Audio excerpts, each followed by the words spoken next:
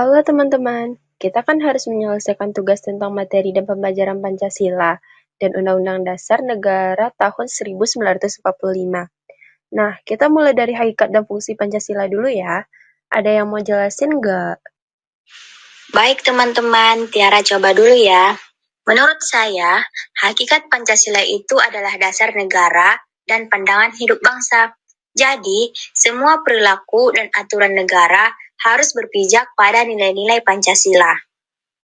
Kalau Pancasila itu pandangan hidup bangsa, mengapa pandangan hidup bangsa dianggap penting? Aku coba jawab ya. Kenapa pandangan hidup bangsa itu dianggap penting? Karena setiap bangsa yang ingin berdiri kokoh dan mengetahui dengan jelas ke arah mana tujuan yang ingin dicapainya sangat memerlukan pandangan hidup. Dengan pandangan hidup inilah, suatu bangsa akan memandang persoalan yang dihadapinya dan menentukan arah serta memecahkannya secara tepat. Betul sekali. Kalau tidak memiliki pandangan hidup, suatu bangsa akan merasa terombang-ambing dalam menghadapi persoalan-persoalan besar yang timbul, baik persoalan masyarakatnya sendiri maupun persoalan besar umat manusia.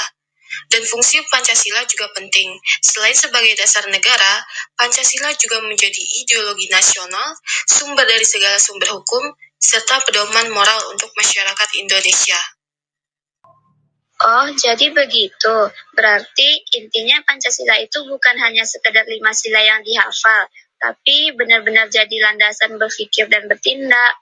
Nah, sekarang kita masuk ke materi yang kedua ya. Undang-Undang Dasar Negara Republik Indonesia tahun 1945 dan perubahannya, siapa yang bisa jelasin? Aku.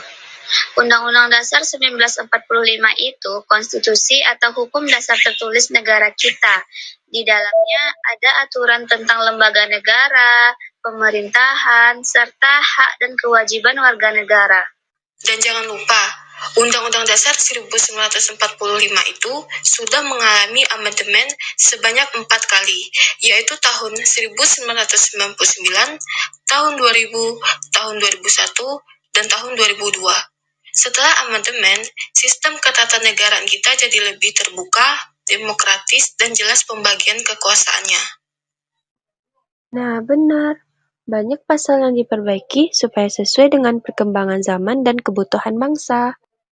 Kira-kira, apa ada nih persyaratan untuk melakukan perubahan Undang-Undang Dasar 1945? Tentu ada. Terdapat dalam pasal 37 ayat 3 yang menegaskan sidang MPR dihadiri oleh sekurang-kurangnya 2/3 dari jumlah anggota MPR. Nah, kemudian pada ayat 2, untuk mengubah pasal-pasal Undang-Undang Dasar, dilakukan persetujuan sekurang-kurangnya 50% ditambah satu anggota dari seluruh anggota MPR tersebut. Berarti ada 2 persyaratan yang harus dipenuhi untuk mengubah Undang-Undang Dasar. Pertama, syarat kehadiran. Dan syarat kedua adalah syarat sahnya keputusan. Nah, terakhir tentang pembelajaran Pancasila dan Undang-Undang Dasar 1945. Menurut kalian, cara belajar yang paling efektif itu gimana? Kalau menurut aku belajar Pancasila itu harus memahami makna setiap silanya, bukan hanya hafal. Terus kita hubungkan dengan contoh kehidupan sehari-hari. Setuju. Untuk Undang-Undang Dasar 1945, kita nggak perlu hafal semua pasalnya. Tapi, kita harus paham isi pentingnya seperti hak warga negara, kewajiban, dan fungsi lembaga negara. Menurutku, diskusi kelompok kayak gini juga membantu, karena kita bisa saling melengkapi pemahaman. Kalau perlu, bikin peta konsep atau mind mapping biar lebih mudah mengingat.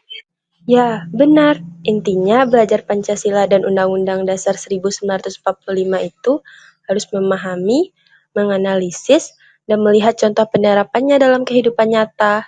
Sip, berarti semua materi sudah kita bahas. Tinggal kita susun laporannya. Setuju. Yuk, kita kerjakan sama-sama. Siap. Oke, kita mulai.